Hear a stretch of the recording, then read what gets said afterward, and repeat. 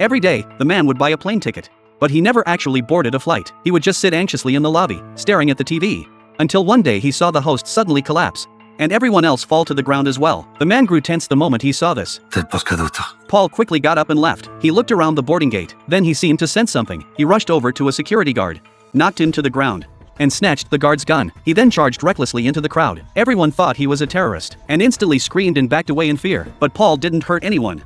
He just sprinted toward the tarmac. By now, the flight attendant had also noticed the commotion outside. Just as she was about to close the cabin door, Paul jammed the gun into the lock and forced his way in. Seeing the man armed, the passengers began to panic. Captain Ike also sensed something was wrong. Paul ordered him to close the door immediately. The woman had no choice but to comply. Paul then threatened the captain to take off right away. He said we had to leave before sunrise, or everyone would die. Ike was very confused by this. Just then, Paul was distracted by a knock on the door. Ike tried to seize the opportunity to grab the weapon.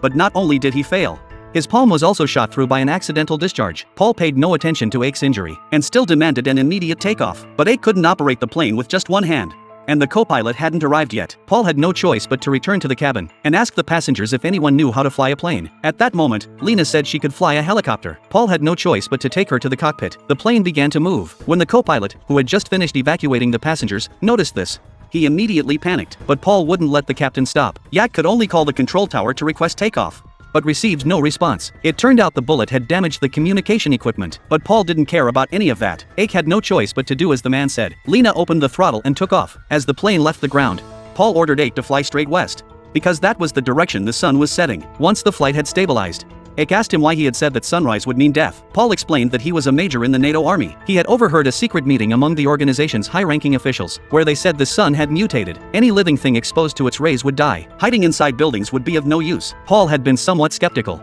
but when he saw all the athletes on TV suddenly collapse, he realized it was all true. Seeing that the two didn't believe him, Paul stopped trying to explain. After all, he was already in control of the plane. But Ike's gunshot wound was becoming increasingly painful. If he wasn't treated immediately, everyone would die. Paul had no choice but to let Lena go find a doctor. Lena asked who could act as a doctor. One of the women volunteered, but during the treatment, Yak asked Paul to keep the matter of the sun a secret, to avoid causing panic among the passengers. However, a man overheard their conversation, and asked what was going on with the sun. Just as Paul was about to get into a confrontation with the passenger, he was suddenly interrupted by the captain's agonized scream. Everyone looked toward the cockpit. It turned out there were no needles or thread on the plane to suture the wound. The woman used cauterization to stop the bleeding. However, while Paul's attention was diverted, the man snatched the weapon from him, and ordered the flight attendants to lock him in the restroom, to avoid a confrontation. Paul had no choice but to follow him into the restroom, but as soon as she locked the door from the inside, the man pointed the gun at the captain, and demanded to know why he had concealed the truth about the sun. Yak explained that Paul was mentally ill, and that he had only complied because the man was armed. Seeing that the captain didn't seem to be lying, the man let down his guard, and even handed over his weapon. The farce came to an end. With the threat gone, Yak found it much easier to fly the plane, but before he could relax for long, the scene at the airport where they were preparing to land instantly filled him with panic. People on the ground were fighting over the plane. This made them realize that Paul had been telling the truth. So Yak asked Lena to find another airport to land at, while he went to release Paul, and make the solar mutation public. However, Lena brought bad news. They didn't have enough fuel to fly west. The nearest airport meant turning back east, realizing that continuing forward would lead to a crash. But turning back offered a sliver of hope.